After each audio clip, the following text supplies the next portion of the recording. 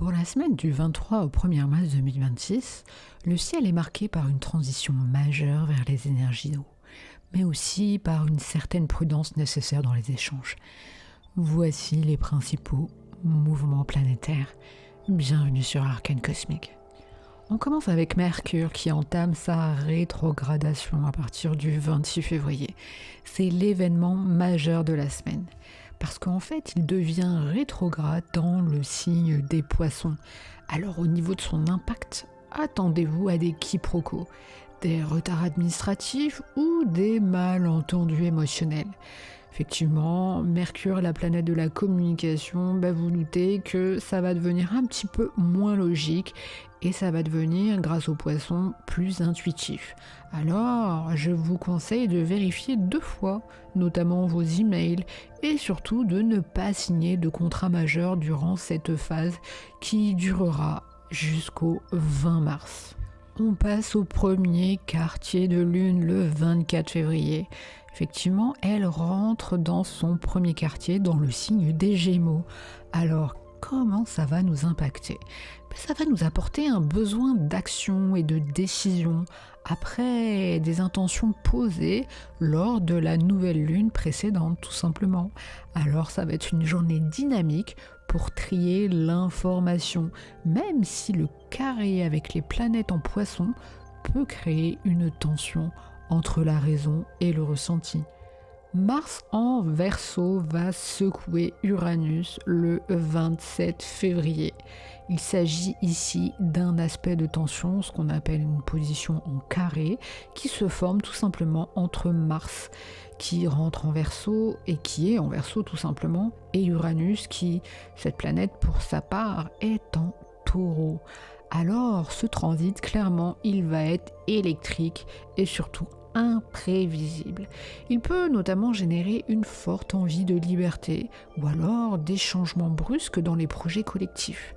Alors bien entendu, attention à l'impulsivité ou aux réactions un peu trop radicales ce jour-là. On finit par le roi soleil qui est conjoint au nœud nord le 27 février également. Alors, le nœud nord, lui, est en Poisson. Du coup, comment ça va impacter nos vies ? Ça va être tout simplement un moment fort pour s'aligner avec sa mission de vie ou suivre bien entendu son intuition.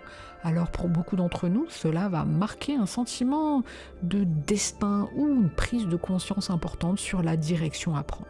Concrètement, pour l'ensemble d'entre nous, quel que soit notre signe, ça va être une semaine qui va demander de la patience, notamment parce que Mercure est rétrograde, mais aussi qui va offrir de grandes percées intuitives.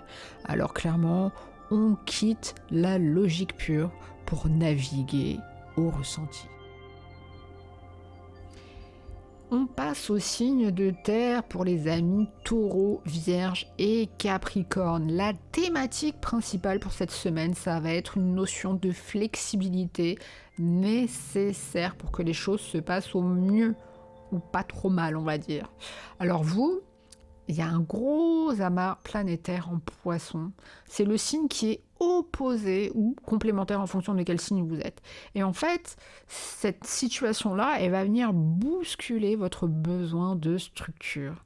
Je vous l'avais dit, Mars rétrograde, et du coup, ça va rendre vos plans habituels un petit peu plus flous. Le conseil que je vous donne à vous trois, c'est d'accepter l'imprévu. Je sais que c'est pas forcément évident, mais faites un effort. Alors si jamais, je vous donne un cas concret, ça arrive souvent, si jamais vous avez un rendez-vous qui est annulé, voyez plutôt la situation comme une opportunité de repos. Faites pas de zèle. Je pense que ça va quand même être une très bonne semaine pour vous en termes de réflexion intérieure et de bilan financier. Côté amour, parce qu'on m'a demandé de faire une petite introduction amoureuse. Il y a des gens qui sont encore en manque avec toute la semaine qu'on a eue. Je pense que ça, c'est un peu votre côté terrien, c'est la tendresse en fait qui va primer un peu sur votre logique. Je pense que vous avez encore les émotions autour de vous et vous allez tout simplement laisser parler votre cœur plutôt que votre agenda. C'est pas plus mal. Je fais un petit point signe par signe parce que je pense que vous en avez envie, comme d'habitude. Alors, je commence par les amis taureaux. En termes de mouvement, si vous allez être impacté, c'est par Uranus qui est dans votre maison. Donc, votre maison qui concerne votre identité, et tout simplement. Alors vous, le carré de Mars, il se situe en maison 10, la maison de la carrière. Et du coup, ça va vous pousser à agir de manière radicale pour changer votre image ou votre statut. Alors, je résume votre point positif de la semaine. Je pense que vous allez avoir un fort charisme et qui va vous permettre en fait de briser vos propres limites. Ça, c'est un très bon point. Vous avez aussi un aspect négatif. Je pense que vous allez avoir une fatigue physique qui va arriver un peu soudainement. Et en fait, c'est tout simplement dû à une trop grande tension nerveuse. Donc, lâchez un peu prise. Le domaine cible pour vous cette semaine, notamment à travailler, c'est tout simplement votre positionnement personnel face au monde professionnel. Amis vierges, pour vous, Mercure, qui est votre maître, rétrograde en maison 7, la maison des autres, tout simplement. Alors, vous allez être impacté par le soleil et le nœud nord qui vont éclairer aussi ce secteur. On peut dire que les relations du passé vont revenir en fait, mais pour être guéries, donc c'est un bon aspect. La synthèse positive pour vous, pour la semaine, ça va être sûrement une réconciliation possible ou alors une compréhension profonde d'une personne qui est partenaire. Alors c'est pas forcément votre partenaire amoureux ou amoureuse, mais voilà, une personne avec qui vous avez l'habitude d'être. Je pense qu'il va y avoir ce point positif. Côté négatif, parce qu'il y a forcément un peu moins bien, il peut y avoir des quiproquos administratifs, notamment dans certains contrats ou certaines signatures, donc soyez vigilants. Et votre domaine cible à travailler, ça va être la réévaluation de vos engagements contractuels et affectifs. Courage, amis vierges. On finit par vous, les Capricornes. Donc vous, en termes de mouvement impactant, c'est Mars qui est dans votre deuxième maison, donc la maison des valeurs et des finances. Concernant le carré à Uranus, qui se situe dans votre maison 5, donc dans la maison des plaisirs et des créativités, ça va malheureusement créer une petite friction en fait entre vos besoins de sécurité et vos envies de profiter, forcément. Côté positif, la synthèse pour vous pour la semaine, ça va être une façon nouvelle, plutôt originale, en fait, de monétiser vos talents. Bon, faites pas tout et n'importe quoi non plus.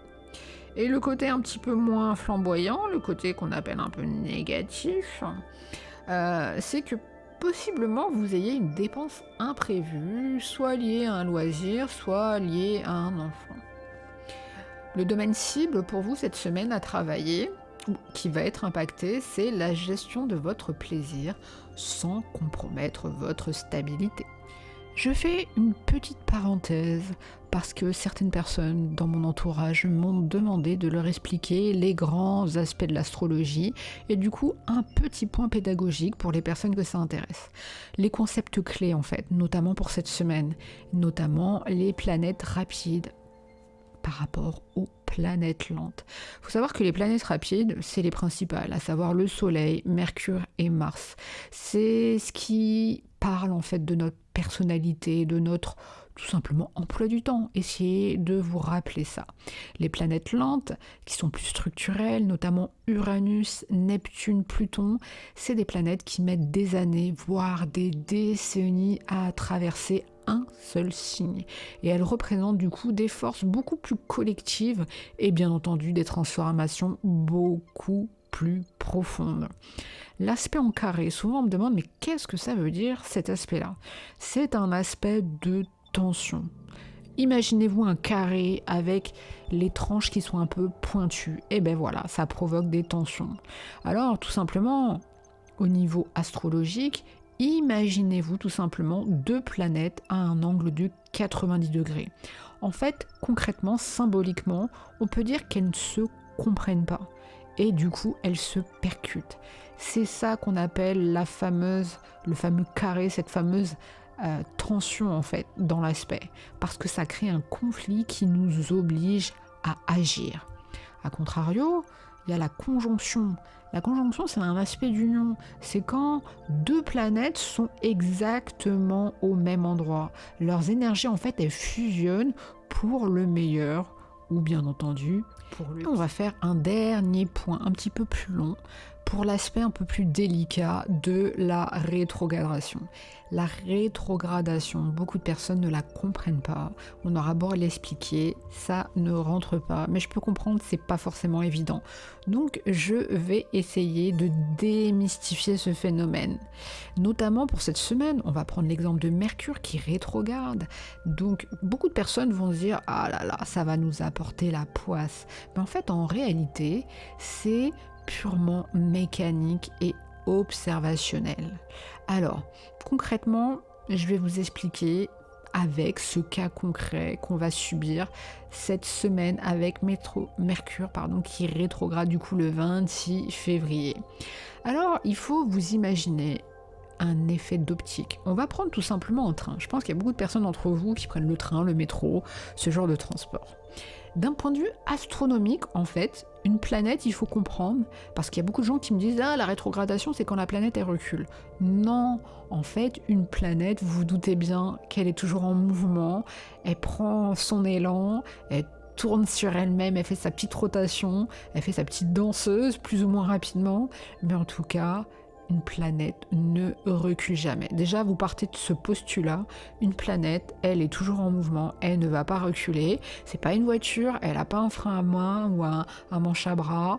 Voilà, ça dépend comment vous parlez, votre vocabulaire. Il faut juste vous dire que c'est un effet de perspective. Alors, on va imaginer. On va prendre un train. Imaginez-vous que vous êtes dans le train de la Terre. Et ce train, il roule sur une voie rapide. Tout simplement. Vous regardez par la fenêtre et vous voyez à côté de vous un autre train. Et cet autre train, forcément, vous doutez que là, ça va être Mercure. Et Mercure va rouler, du coup, sur une voie complètement parallèle. Donc vous êtes en parallèle l'un à côté de l'autre. Mais comme la Terre circule sur un orbite différent, vous vous doutez bien, il y a un moment où la Terre, donc le train de la Terre, va dépasser le train de Mercure. Et en fait, c'est à ce moment précis, si vous regardez par la fenêtre, donc si vous regardez le train de Mercure, que vous avez l'impression que le train d'à côté recule. Et en fait, c'est ça la rétrogradation. C'est vraiment une perspective. Alors, pour ce cas concret, pour cette rétrogradation de Mercure, il faut savoir déjà qu'est-ce que concerne Mercure. C'est la planète de la communication, donc l'information. L'électricité, les ondes, le commerce, les transports, vous voyez, c'est un peu tout ça. Alors, comme cette planète semble reculer, bien entendu je mets des parenthèses, depuis notre point de vue terrestre, on va dire concrètement au niveau de la symbolique que tous ces flux-là, ils vont s'embrouiller. C'est-à-dire que concrètement, on peut avoir par exemple un crash des données, ou alors des mails qui vont planter, ils vont pas rajouter la pièce jointe. Au niveau mécanique, on peut avoir des petites faiblesses par exemple de fonctionnement. On peut avoir au niveau de la logistique des colis par exemple qui se perdent, ou alors un GPS qui va mal vous calculer votre itinéraire. Ça c'est vraiment l'impact en fait sur les flux que ça peut concerner. Et au niveau de l'aspect psychologique, parce qu'il y a forcément aussi un impact à ce niveau-là, on peut dire que notre cerveau, pour sa part, il va être un petit peu obligé de ralentir malgré lui. Parce qu'en fait, Mercure qui rétrograde, ça va nous forcer en fait à faire tout ce qui commence. Alors vous pouvez avoir un moyen mémotechnique, tout ce qui commence par le préfixe re, c'est-à-dire réviser ses dossiers, réparer ce qui est cassé, réfléchir avant de parler, notamment tourner cette fois sa langue dans sa bouche, en fait, avant de dire quoi que ce soit, revoir des personnes du passé. La communication, ça englobe beaucoup de choses, immatérielles, matérielles, personnelles. Donc, pour résumer, grosso modo, ce n'est pas une malédiction, c'est juste un temps de maintenance. Alors, Si vous essayez de forcer un nouveau projet, concrètement, vous allez ramer.